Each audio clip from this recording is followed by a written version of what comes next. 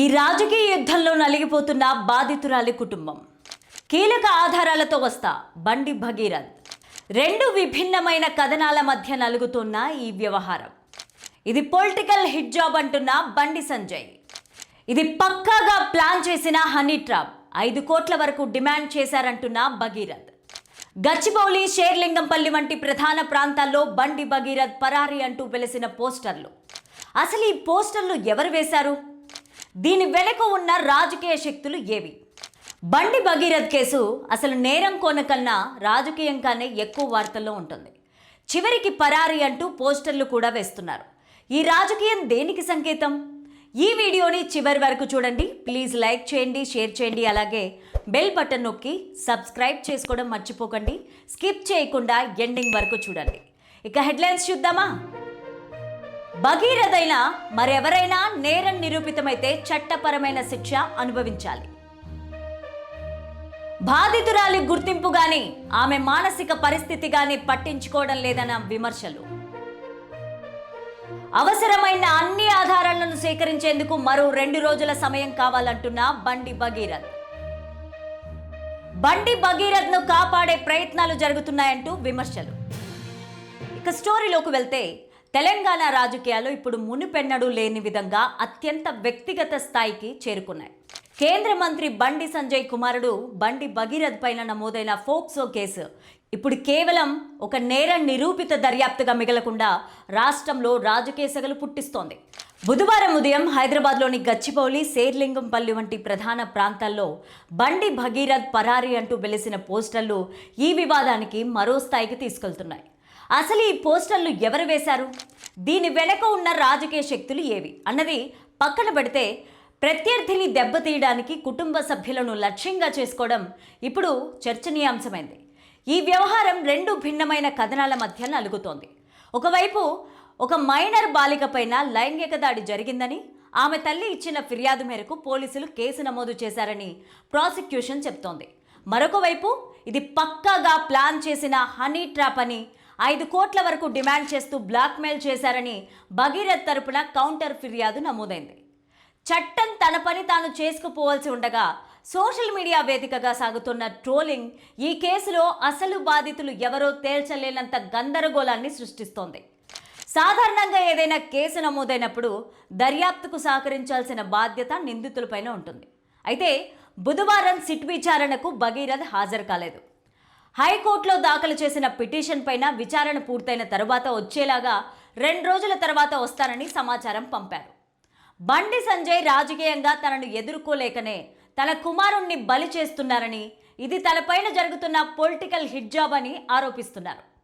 అధికార పక్షం మాత్రం నేరం చేసింది ఎవరైనా చట్టం ముందు సమానమేనని, బాధితురాలకి న్యాయం జరగాల్సిందేనని పట్టుబడుతోంది. మరోవైపు బీఆర్ఎస్ నేతలు బండి సంజయ్ను టార్గెట్ చేస్తున్నారు. ఆయన రాజీనామా చేయాలంటున్నారు. ఈ రాజకీయ యుద్ధంలో బాధితురాలి కుటుంబానికే ఎక్కువ సమస్యలు వస్తున్నాయి. రాజకీయ నాయకులు ఒకరిపైన ఒకరు బురద జల్లుకునే క్రమంలో బాధితురాలి గుర్తింపు గాని, ఆమె మానసిక స్థితిని గాని పట్టించుకోవడం లేదనే విమర్శలు వ్యక్తమవుతున్నాయి. కాంగ్రెస్ పార్టీలోని కొందరు నేతలు ఈ సమస్యను పరిష్కరించడానికి వివాహం వంటి వింత సలహాలు ఇవ్వడం, దానికి టీపీసీసీ ఖండన తెలపడం వంటివి చూస్తుంటే ఈ అంశం ఎంతటి అయోమయానికి గురవుతుందో అర్థం చేసుకోవచ్చు.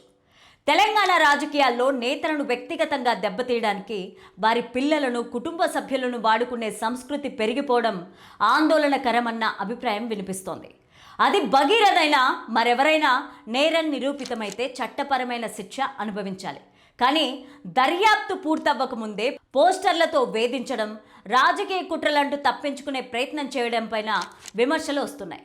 చివరకు కోర్టులో తేలాల్సిన అంశాన్ని వీధి పోరాటంగా మార్చడం వల్ల వ్యవస్థల పట్ల ప్రజలకు ఉన్న నమ్మకం దెబ్బతినే ప్రమాదం ఉందన్న ఆందోళన వ్యక్తమవుతోంది. ఇకపోతే కేంద్ర హోంశాఖ సహాయక మంత్రి బండి సంజయ్ కుమారుడు బండి భగీరథ్ పైన ఫోక్సో కేసులో ఊహించని ట్విస్ట్ చోటు చేసుకుంది. తనపైన వచ్చిన ఆరోపణలపై విచారణ ఎదుర్కొనేందుకు ఈరోజు విచారణకు భగీరథ్ హాజరవుతారని అంతా అనుకున్నారు. పేట్ బషీరాబాద్ పోలీసులు సైతం ఇప్పటికే ఫోక్సో కేసులో ఫిర్యాదులపైన విచారణకు రావాలంటూ బండి భగీరథ్కు తెలిపారు.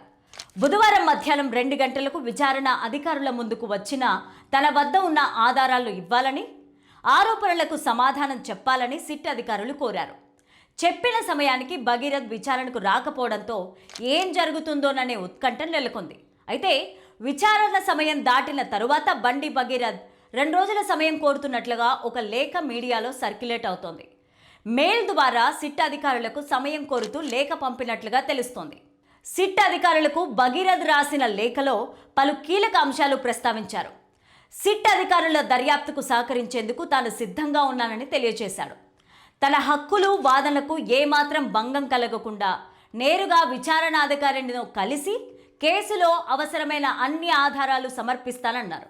కానీ విచారణకు వచ్చేందుకు ఇచ్చిన సమయం చాలా తక్కువని, అందుకే వ్యక్తిగత కారణాల వల్ల విచారణకు హాజరు కాలేకపోతున్నానని తెలిపారు. తనపైన నమోదైన కేసులో చేసిన ఆరోపణలకు అవసరమైన అన్ని ఆధారాలను, కీలక సాక్ష్యాలను, పత్రాలను సేకరించేందుకు మరో 2 రోజుల సమయం కావాలని సిట్ అధికారులను లేఖలో కోరారు బండి భగీరథ్.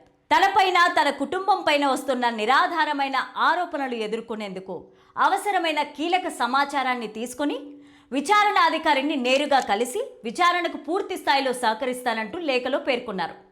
ఒకవేళ 2 రోజుల తర్వాత విచారణ అధికారి సూచించిన తేదీ, సమయానికి నేరుగా విచారణకు హాజరయ్యేందుకు సిద్ధంగా ఉన్నట్లు లేఖలో తెలిపారు.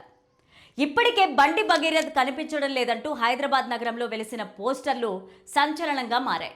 బండి భగీరథ్ను కాపాడే ప్రయత్నాలు జరుగుతున్నాయంటూ విమర్శలు వెల్లువెత్తుతున్న వేళ తాజాగా లేఖ రూపంలో తాను విచారణకు ఎప్పుడొస్తాడో చెప్పడం, సిట్ అధికారులను సమయం కోరడం హాట్ టాపిక్గా మారింది.